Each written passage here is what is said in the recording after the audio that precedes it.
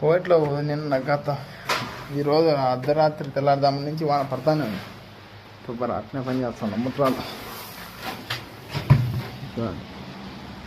పడతానే ఉంది. అంగారికి వచ్చింది పడుతుంది అన్నమాట.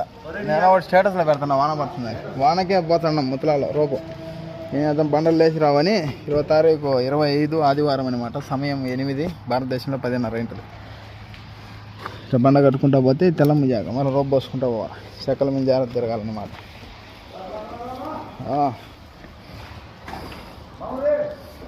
ఎత్తు ఎరప